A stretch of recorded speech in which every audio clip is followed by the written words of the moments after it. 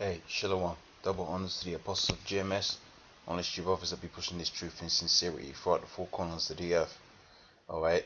It's going to be a quick video, man, touching on a subject that's going to be ever more expounding or ever more exemplified as we near the destruction of Esau's society.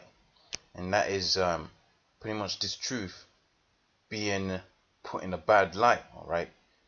When you go into the scriptures, namely like scriptures like Second Ezra, the 7th chapter and the 6th verse, um, and I believe there's another quote of the same statement in the book of Matthew, where it talks about this truth being a, a, a straight path, and few be there that find this path.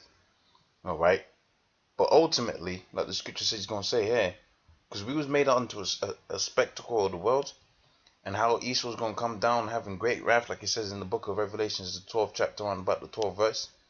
Alright, this thing of ours, man, alright, it's going to make you gotta put your priorities right, because pretty soon they're going to have it to where, man, you might be up there on a TV screen or pretty much how they do with these Muslims, man.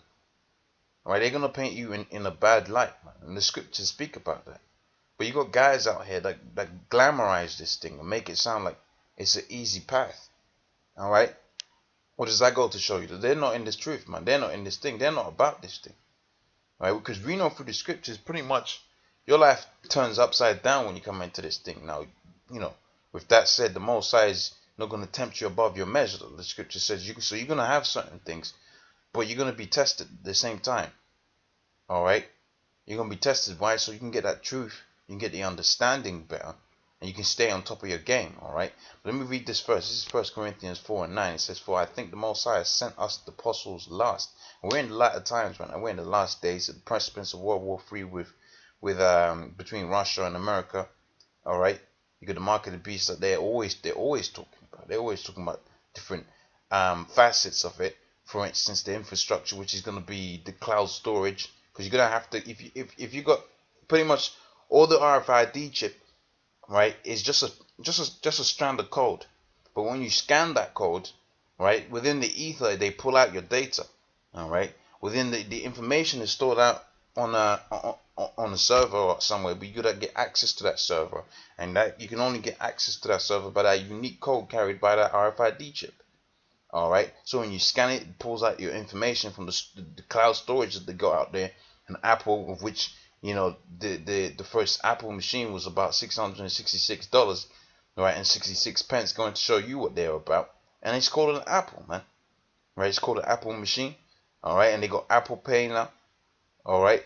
You can pay. I believe you can probably pay on the bus using your Apple phone and so on and so forth. So all the technology for that mark of the beast is being built towards, all right. But you still got some assholes out here that are talking about the mark of the beast isn't the RFID chip. So ultimately, what's going to happen is the Most High is going to have it to where they're publicly tested, or a test goes out there, right, and their spirit's going to be, tested, and they ultimately going to get the chip.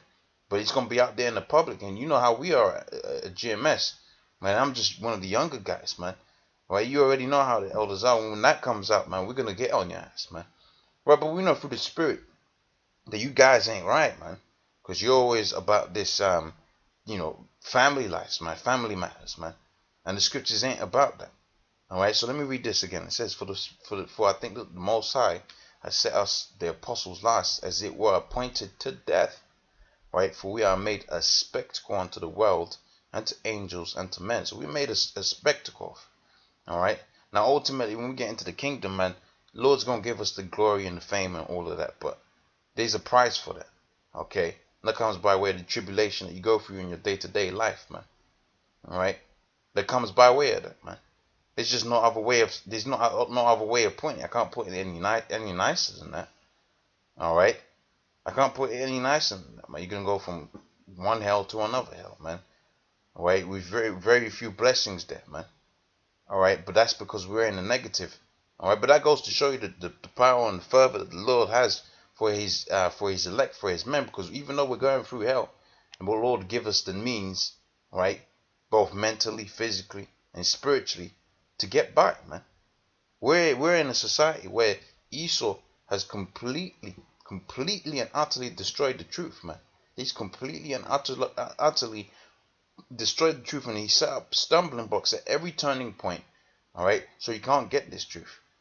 All right, and you know what? That actually coincides with the scriptures. See, Esau thinks he's done it for his own agenda, but when you go into the scriptures, Isaiah 6 and 9 comes to mind.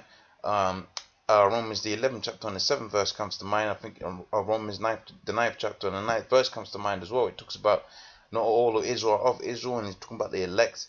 All right, and if it were possible to deceive the very elect, going to show you, even though these stumbling blocks have been set up by the Most High, right, and he's using Esau to do so, and at every single step, man, at every single step, at every part of your development, Esau's set up a stumbling block there for you.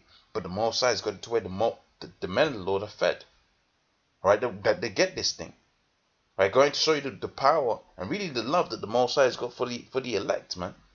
All right, that he's got for how he's built up the electing. You know, we don't have much and we struggle, but we can get this. You know, we get this truth out, man. The Most High will give you the means to get this truth out. All right. Let me move on to the next scripture. So, like I said, I was talking on a particular topic. All right. So this is in the book of I'll start off in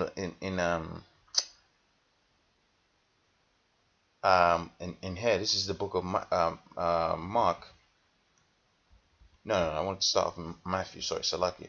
This is the book of Matthew, the 13th chapter, on the first verse, and it says, "And the same day, Yahushua went out the house and sat by the seaside, and a great multitude were gathered unto him, and so that he went into a ship and sat, and the whole multitude stood on the shore. And he spoke many things in parables, saying, Behold, a sower went forth to sow, and he sowed, and many seeds fell by the wayside, and the fowls came and devoured them up." All right, so pretty much a lot of these is of self-explanatory. We already know what the parable or the sower is talking about. It's talking about, you know, different guys that you got out there. You know, some guys fall onto good ground and grow. All right, right. It says and he went and many, sorry, let me get on back onto point. This is the fourth verse. It says, and he went, and when he sowed, some fell by the wayside, and the fowls came and devoured them up. And some fell upon a stony place, and they had not much earth, and forthwith they sprung up, but because they had no deepness of earth. All right, it says, when the sun was up, they were scorched.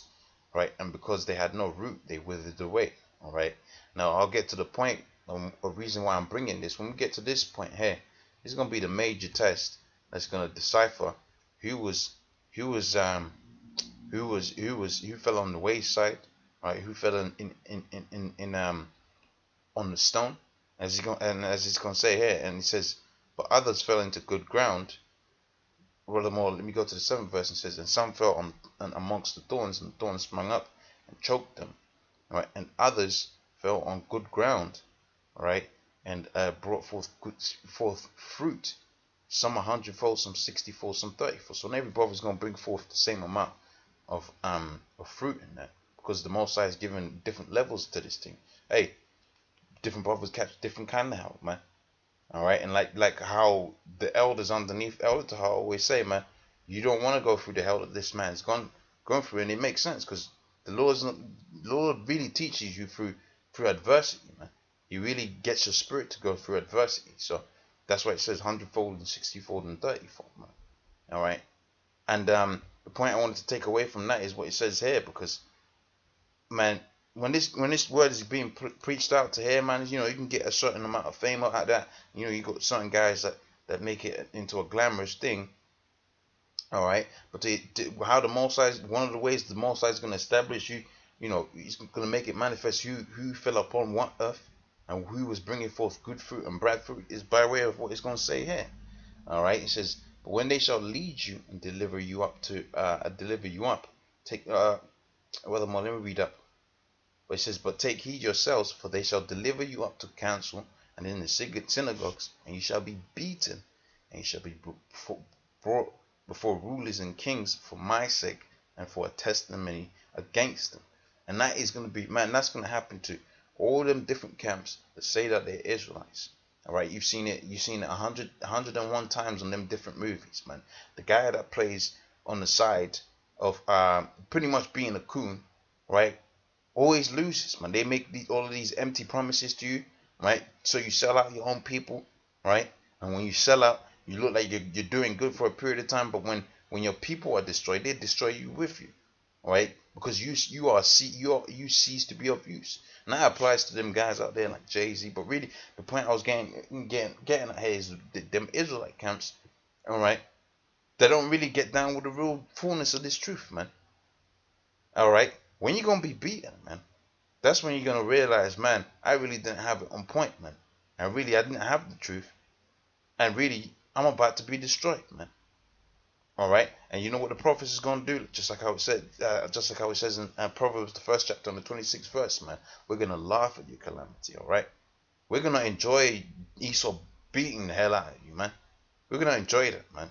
And we might be right next to you, man. But see, we're gonna be in a different spirit. We're gonna count it.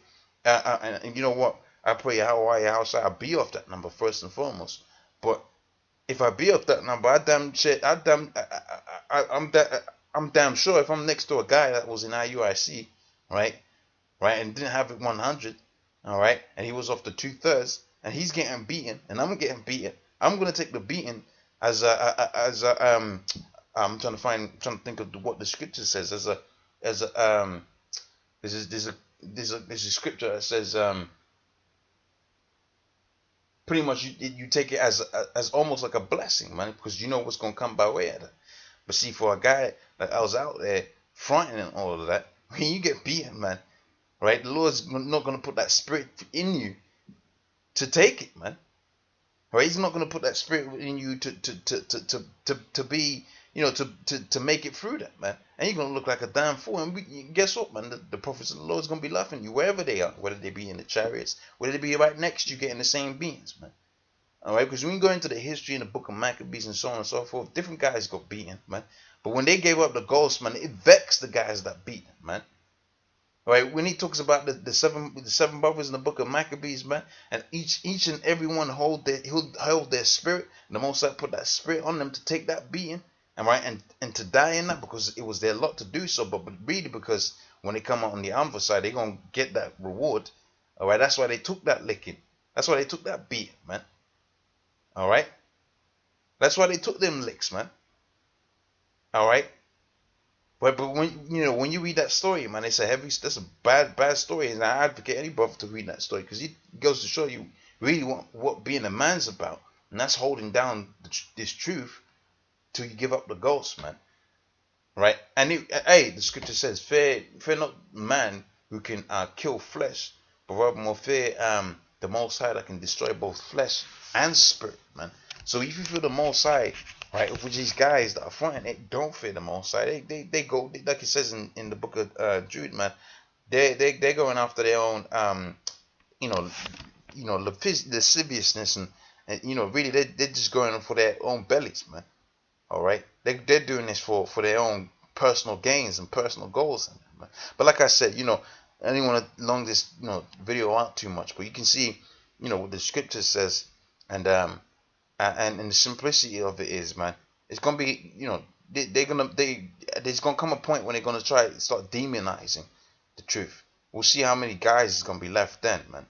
And when they start beating guys, because the scripture says you shall be beaten, man. When they start beating guys, all right, and it says in the synagogues, you're gonna be publicly in there. It's not like they're gonna take you into a room, all right, and you're gonna be they're gonna James Bond beat you, but no one's gonna know about it. No, man. It might be in a school, right, in an auditorium. Right, hell, because they got them Walmarts. They might take you down to them Walmarts, man. And they've emptied out the place and they've created it into a concentration camp. And you're in front of people and they're beating you and all of that, man. They might do that, man. All right, we'll see who's gonna hold fast then. And like I said, man, I only hope that I hold my spirit in that day, man. All right. So pretty much with that, I say double honors to the apostles of GMS. Honestly, brothers that be pushing this truth and sincerity. Shalom.